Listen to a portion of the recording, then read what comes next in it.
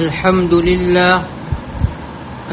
لله نحمده ونستعينه ونستغفره ونؤمن به ونتوكل عليه ونعوذ بالله من شرور أنفسنا ومن سيئات أعمالنا من يهده الله فلا مضل له ومن يضلله فلا هادي له ونشهد أن لا إله إلا الله وحده لا شريك له ونشهد أن سيدنا وشفيعنا ومولانا محمدا عبده ورسوله صلى الله عليه وعلى آله وصحبه وبارك وسلم تسليما كثيرا كثيرا أما بعد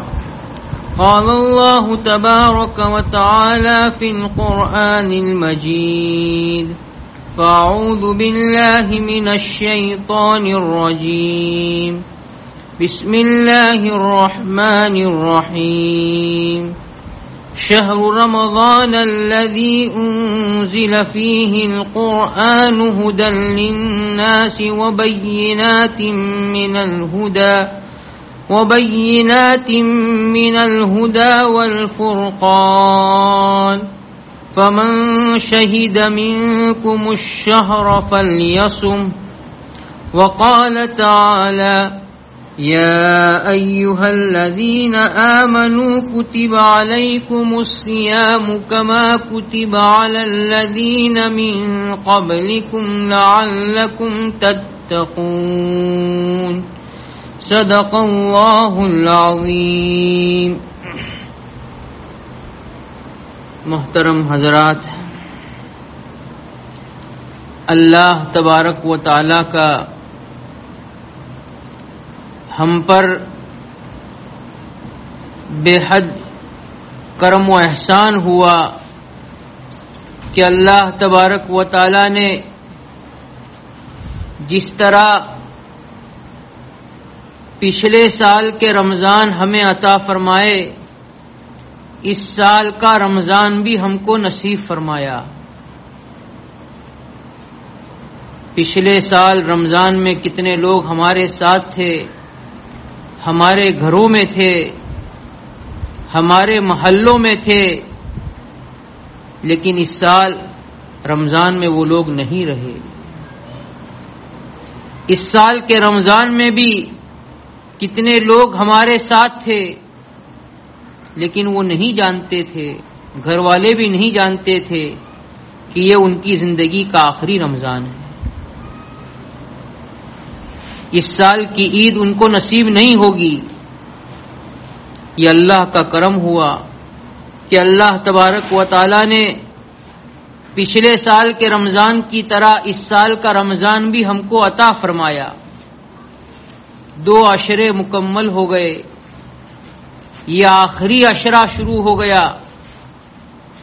آخری عشرہ یہ پورے رمضان کا نچوڑ ہوتا ہے. اللہ کا کرم ہوا کہ اللہ نے 2 عشرے عافیت سے پورے کرا دیے.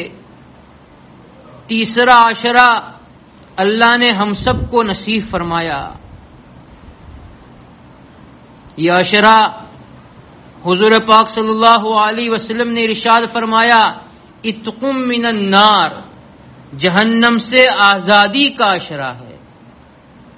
اللہ تبارک و تعالی نے اس آخری عشرے تک ہم کو پہنچا دیا. حضور پاک صلی اللہ علیہ وسلم کی زندگی میں جب رمضان کا آخری عشرہ شروع ہو جاتا تو حضور پاک صلی اللہ علیہ وسلم کے معمولات اور آخری عشرے میں حضور پاک صلی اللہ علیہ وسلم جن چیزوں کا اہتمام کیا کرتے تھے، روایتوں میں آتا ہے شد مئزرہ وأحيا ليله وأيقظ أهله او كما قال النبی صلی اللہ علیہ وسلم. حضور پاک صلی اللہ علیہ وسلم آخری عشرے میں اپنی کمر کو کس لیتے۔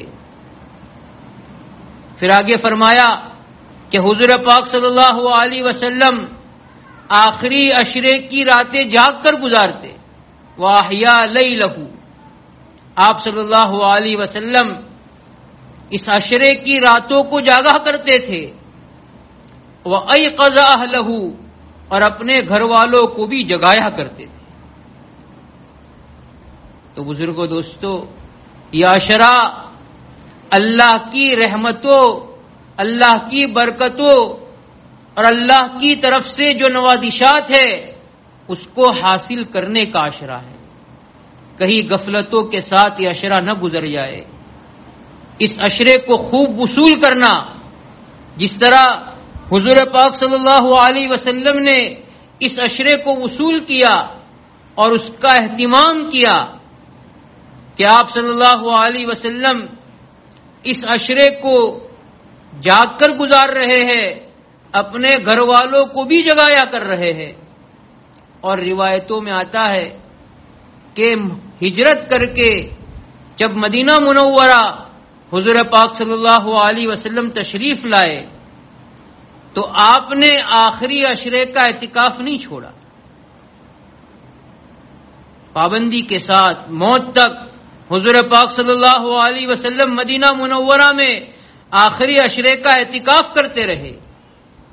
اور یہ اعتکاف شب قدر کے حصول کے لیے کیا جاتا ہے، اس لیے کہ روایتوں میں آتا ہے کہ معتکف اعتکاف کی حالت میں گناہوں سے بچا رہتا ہے اور اس کے لیے بہت ساری نیکیوں کا ثواب لکھا جاتا ہے۔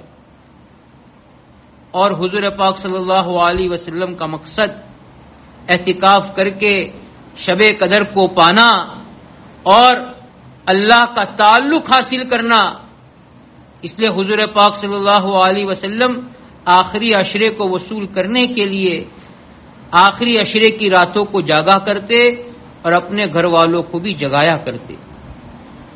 تو اللہ نے اپنے فضل و کرم سے ہم کو یہ عشرہ عطا فرمایا ہے،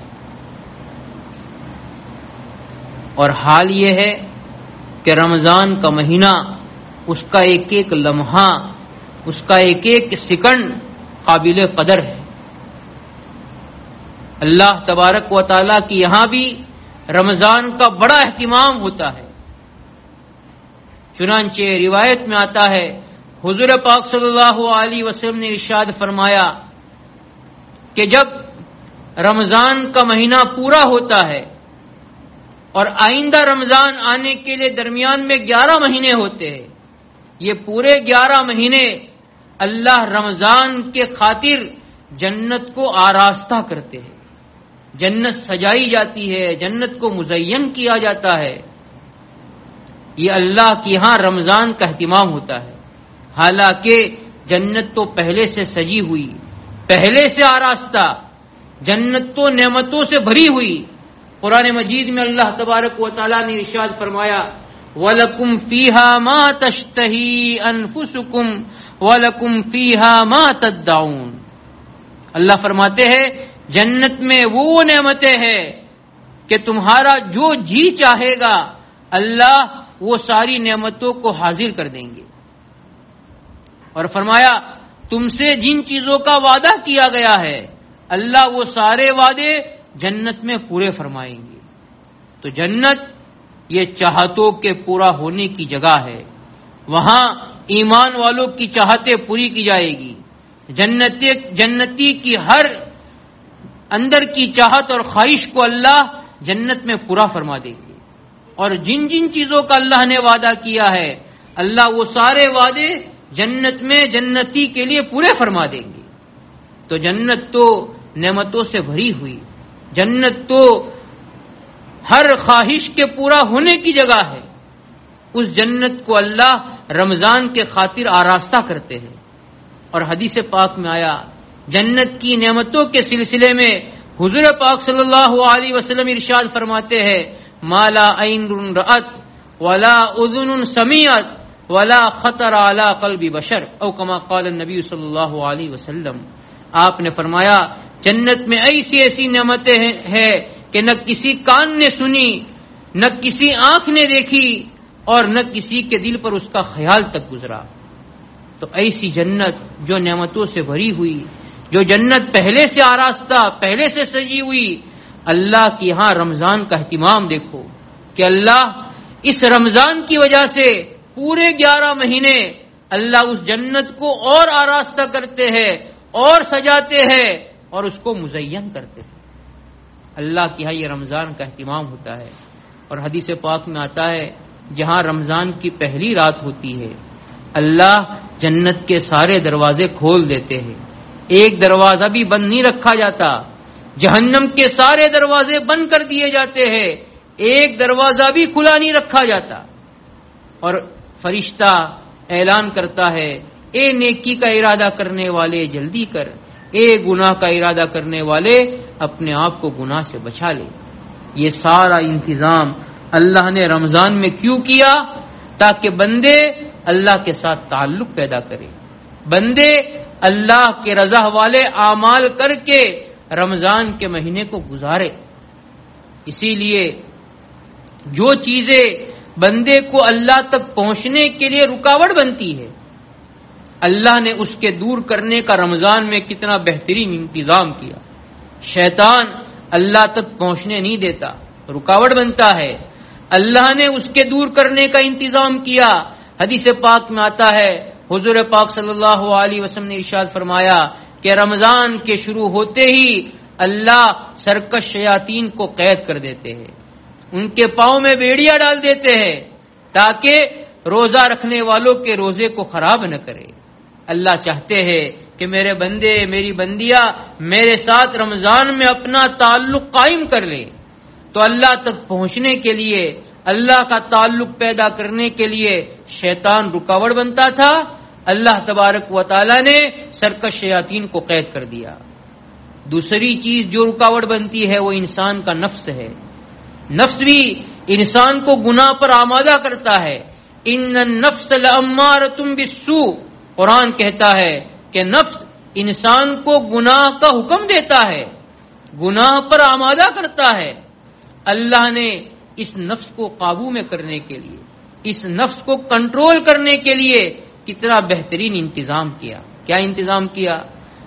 رمضان کے مہینے میں ایمان والا روزہ رکھ کر بھوکا رہتا ہے، پیاسا رہتا ہے، اور تراویح میں بیدار رہتا ہے۔ یہ بھوکا رہنا، یہ پیاسا رہنا، یہ بیدار رہنا، اس سے اللہ کیا چاہتے ہیں؟ نعوذ باللہ، اللہ کے خزانے میں کوئی کمی نہیں ہوئی ہے، اللہ کے خزانے تو لامحدود ہے، بلکہ رمضان میں مومن کا رزق بڑھا دیا جاتا ہے۔ حدیث پاک میں ہے رمضان میں اللہ افطاری میں اور دسترخوان پہ وہ نعمتیں کھلاتے ہیں جو غیر رمضان میں نصیب نہیں ہوتی۔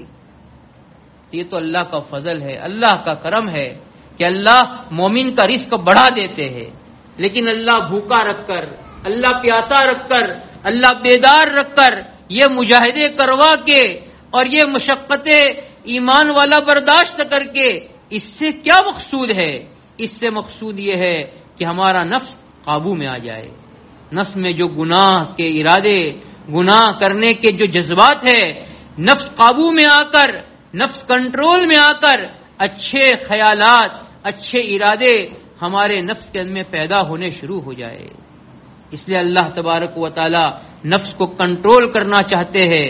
حدیث پاک میں آتا ہے کہ شیطان انسان کے بدن میں اس طریقے سے دوڑتا ہے جس طریقے سے ہمارے رگوں کے اندر خون دوڑتا ہے۔ حضور پاک صلی اللہ علیہ وسلم فرماتے ہیں کہ تم اس کے ناکے کو بھوک کے ذریعے سے بند کرو، بھوکا رکھ کر، پیاسا رکھ کر۔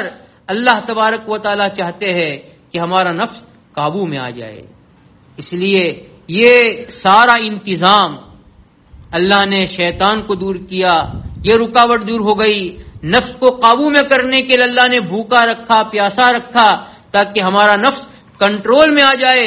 اللہ چاہتے ہیں کہ ایک مہینہ ہم اللہ کے ساتھ وہ تعلق پیدا کر لے، اللہ کے ساتھ وہ ہم اپنا معاملہ درست کر لے تاکہ اس کے نتیجے میں پورے سال اللہ کے رضا والے کام کرنا ہمارے لیے آسان ہو جائے۔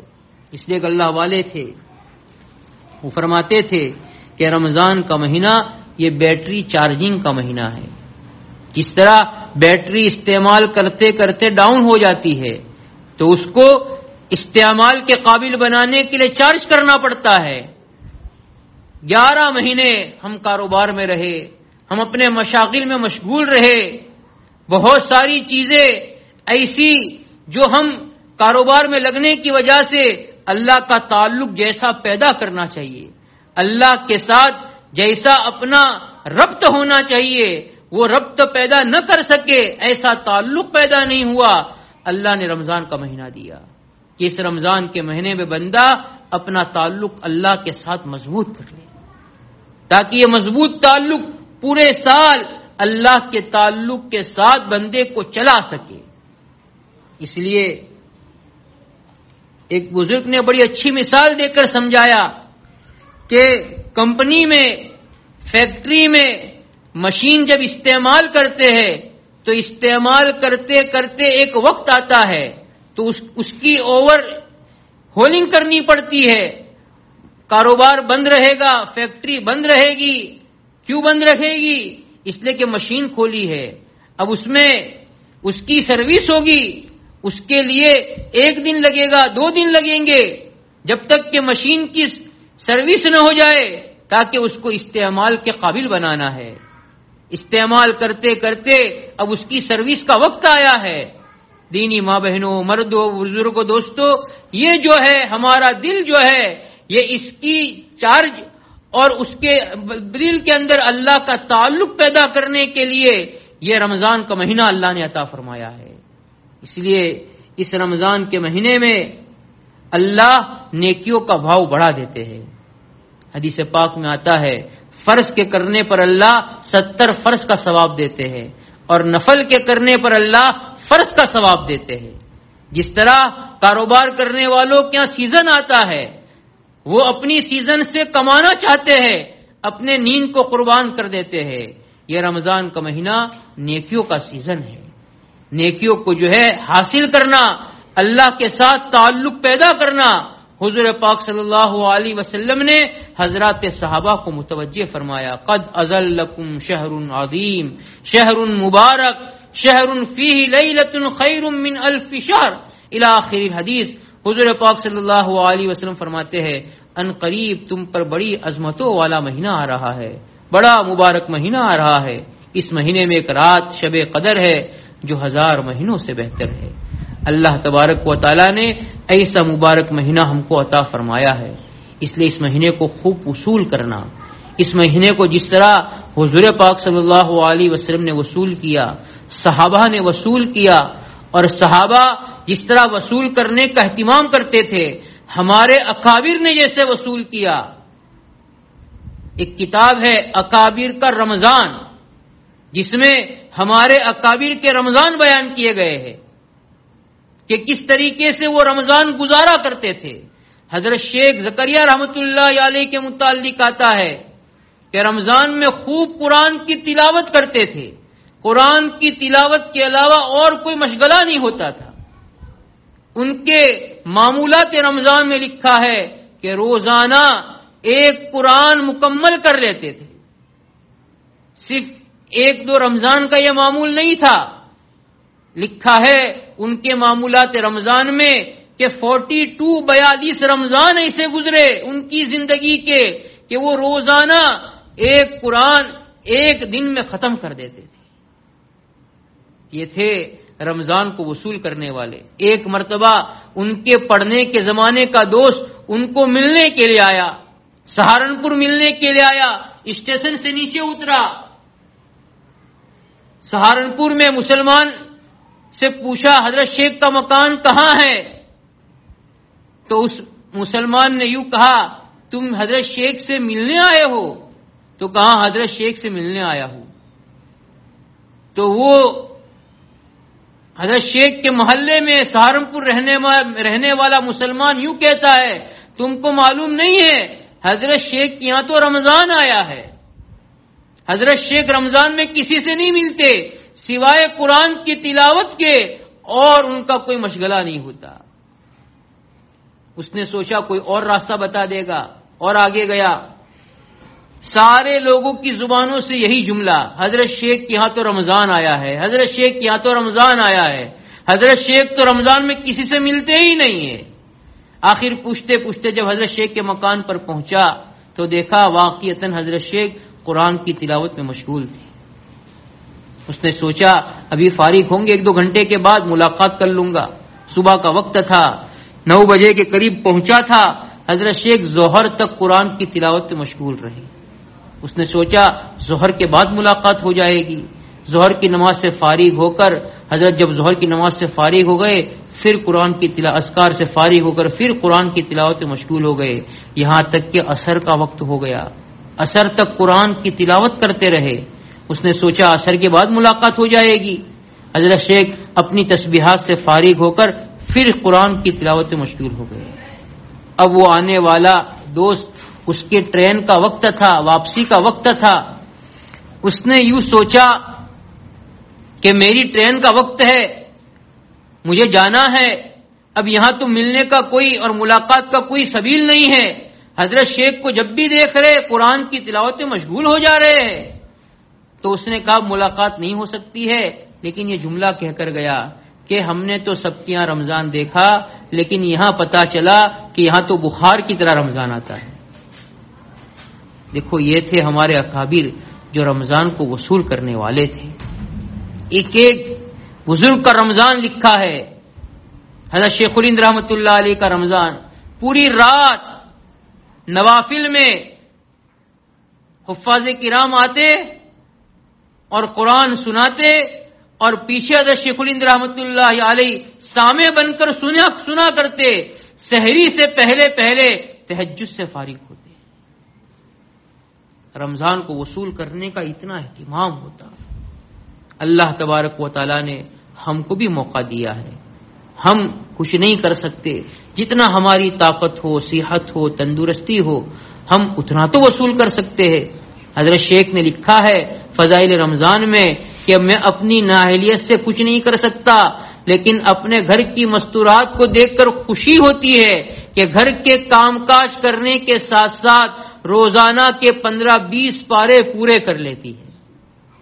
کیا ماحول بنایا ہوگا رمضان کے وصول کرنے کا، گھروں میں کیسا مردوں کا عورتوں کا نظام بنا ہوگا۔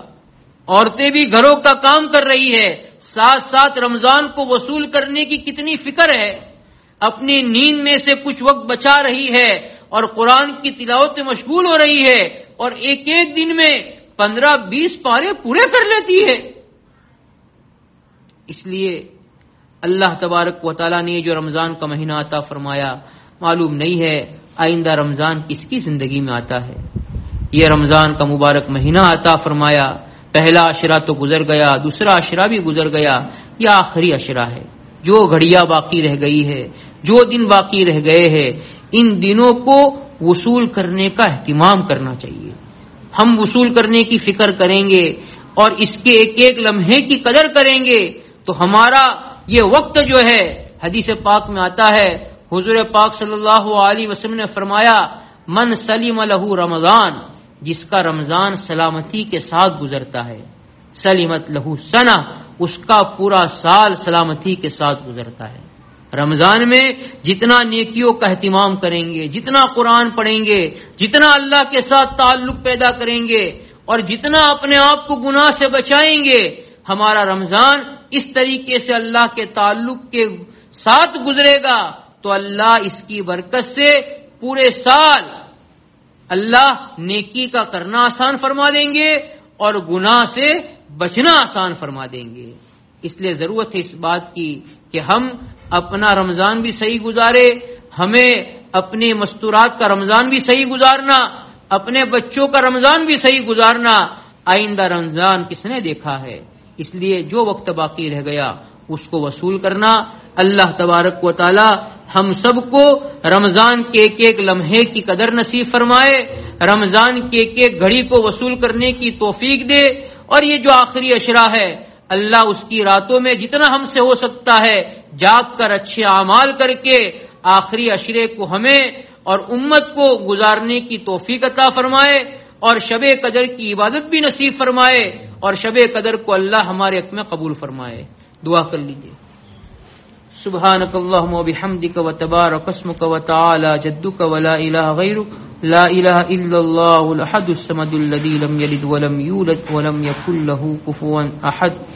اللہم لک الحمد کلہ ولک الشکر کلہ ولک الملک کلہ وإلیک یرجع الامر کلہ.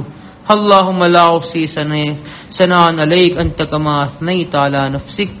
اللهم صل على محمد وعلى ال محمد كما صليت على ابراهيم وعلى ال ابراهيم انك حميد مجيد. اللهم بارك على محمد وعلى ال محمد كما باركت على ابراهيم وعلى ال ابراهيم انك حميد مجيد. ربنا ظلمنا انفسنا وان لم تغفر لنا وترحمنا لنكونن من الخاسرين. ربنا آتنا في الدنيا حسنة وفي الآخرة حسنة وقنا عذاب النار. ربنا لا تزغ قلوبنا بعد إذ هديتنا وهب لنا من لدنك رحمة إنك أنت الوهاب. اللهم سلمنا لرمضان وسلم رمضان لنا وسلمه لنا متقبلا. اے اللہ تم سب کے گناہوں کو معاف فرما. ہم گنہگار ہے، خطا کار ہے، سیاہ کار مجرم ہے. اے اللہ آپ نے جن کاموں کے کرنے کا حکم دیا اسے بجا نہ لائے، آپ نے جن کاموں سے منع فرمایا اسی کا ارتکاب کرتے رہے. اے اللہ ہم تو غفلتیں اور ہم تو اے اللہ اپنی کوتاہیوں سے اور اپنی بری عادتوں سے باز نہ آئے. اے اللہ آپ نے ایسا مبارک مہینہ ہم کو عطا فرمایا. اے اللہ اس مہینے میں بھی اے اللہ ہماری غفلتیں نہ چھوٹی، ہماری بری عادتیں نہ چھوٹی. اے اللہ تو ہماری اے اللہ اور امت کی پوری مغفرت فرما. ہمارے ماں باپ کی، ہمارے بھائی بہنوں کی، بیوی بچوں کی، اہل و عیال، رشتہ دار، اعزاء، قارئ، دوست احباب، متعلقین، متوسلین، ہمارے اساتذہ، ہمارے تلامذہ، مؤمنین، مؤمنات، مسلمین، مسلمات، پوری امت محمدیہ کی مغفرت فرما. اے اللہ سب کے چھوٹے بڑے اول آخر ظاہر باطن گناہوں کو معاف فرما. اے اللہ آپ کی مغفرت کے ہم سخت محتاج ہیں. اے اللہ آج امت بڑی پریشانی کے ساتھ زندگی گزار رہی ہے. اے اللہ کئی لاک ڈاؤن ہے، کئی وبا نے اس پورے عالم کو لپیٹ میں لے لیا ہے. اے اللہ ہم مسجد جانا چاہتے ہیں، مسجدوں کے دروازے بند ہیں. بیت اللہ میں اے اللہ رمضان میں ایک بڑا مجمع آپ کے گھر پہنچا کرتا تھا. اے اللہ بہت بڑا مجمع جن کا کوئی سال ناغہ نہیں ہوا تھا. اے اللہ ہمارے قصور اور ہمارے گناہوں کی وجہ سے اللہ بیت اللہ کے دروازے بھی بند ہو گئے. اے اللہ تو ہمارے جرم عظیم کو معاف فرما. اللہ امت کے گناہ کو معاف فرما. اے اللہ سب کو کی پوری مغفرت فرما. اللہ سب کو تمام گناہوں سے سچی پکی توبہ نصیب فرما کر اللہ آئندہ کی زندگی آپ کی اطاعت اور فرما برداری والی گزارنے کی توفیق عطا فرما. اے اللہ امت کو اے اللہ آپ کو ناراض کرنے والے کاموں سے بچا کر اللہ امت کو اے اللہ آپ کے رضا والے کام کرنے کی توفیق عطا فرما. اے اللہ گناہ سے سچی پکی توبہ نصیب فرما کر اللہ امت پر سے تو اپنا غضب ہٹا دیجئے اور اے اللہ امت کو اپنی رحمت کو متوجہ کرنے والے اعمال کرنے کی توفیق عطا فرمائیے. اے اللہ ہم اب تو آپ کی رحمت کے عادی ہے. اے اللہ ہم آپ کی رحمت کے بغیر جی نہیں سکتے ہیں. اے اللہ تو اپنے رحم و کرم کا معاملہ فرما دے. اے اللہ تو امت کو نبھا لے. اے اللہ امت کو اے اللہ تو بخش دے. اللہ امت کو معاف فرما دے. اللہ امت کو ضلالت اور گمراہی اور گناہ سے بچا کر اللہ نیکی اور ہدایت سے مالا مال فرما دے. اللہ سب کو نمازوں کا اہتمام عطا فرما. تکبیر اولیٰ کی پابندی نصیب فرما. نمازوں کا خشوع خضوع عطا فرما. دوام ذکر اور دوام طاعت کی توفیق عطا فرما. اللہ آپ کی مرضیات پر زیادہ سے زیادہ چلا کر نامرضیات سے ہماری حفاظت فرما. سنتوں کی پابندی کرنے کی توفیق عطا فرما. اے اللہ یہ رمضان کا مہینہ آپ نے اپنے فضل سے عطا فرمایا. آئندہ رمضان کس نے دیکھا ہے؟ اے اللہ اس رمضان کی جو گھڑیاں باقی رہ گئی اللہ اس کو خوب وصول کرنے کی توفیق عطا فرما. اے اللہ ناقدری سے، غفلتوں سے، سستیوں سے ہماری اور امت کی حفاظت فرما. اے اللہ ہمارا رمضان بھی سلامتی کے ساتھ گزار دیجئے. اللہ امت کا رمضان بھی سلامتی کے ساتھ گزار دیجئے. اے اللہ ہمیں اور پوری امت کو اے اللہ رجوع الی اللہ کی انابت اللہ کی خوب سے خوب توفیق عطا فرما۔ اے اللہ شب قدر کی عبادت نصیب فرما، آخری عشرے کو بھی خوب وصول کرنے کی توفیق عطا فرما۔ ہماری نالائکی اور غفلتوں کی وجہ سے اے اللہ تو ہم کو محروم نہ فرما۔ ہماری پیشانیوں کو پکڑ پکڑ کر اے اللہ تو اپنے رضا والے کام ہم سے کروا لیجئے، اپنی ناراضگی والے کاموں سے ہماری حفاظت فرما دیجئے۔ اے اللہ تو ہم سے راضی ہو جائیے، ہمیں اپنے سے راضی فرما لیجئے۔ حضور پاک حسن کا امتی جہاں کہیں ہو، ہر ایک کے ایمان، اعمال، جان مال، عزت و آبرو کی حفاظت فرما، پریشان حالوں کی پریشانیاں دور فرما، بیماروں کو شفا کاملہ دائمہ اجرہ مستقرہ نصیب فرما، بے روزگار کو حلال وسعت و برکت والے روزگار عطا فرما، بے قصوروں کی رہائی کے فیصلے فرما، بے نکاحی جوڑوں کو نیک صالح جوڑے عطا فرما، بے اولادوں کو اولاد عطا فرما، نافرمان اولاد کو فرما بردار بنا دے، ماں باپ کی آنکھوں کی ٹھنڈک بنا دے، ماں باپ کا کہنا ماننے والی بنا دے، ان کو دیندار بنا کر ماں باپ کی آنکھوں کی ٹھنڈک بنا دے۔ اے اللہ بری صحبتوں سے، غلط اڈوں پر جانے سے، غلط دوستوں کی دوستیوں سے، برے کردار و گفتار سے اور بری عادت و اطوار سے اے اللہ ہمارے مردوں کی، عورتوں کی، خصوصاً ہماری نوجوان نسل کی پوری پوری حفاظت فرما۔ اللہ پورے عالم میں اور اقوام عالم کی ہدایت کے فیصلے فرما دیجئے۔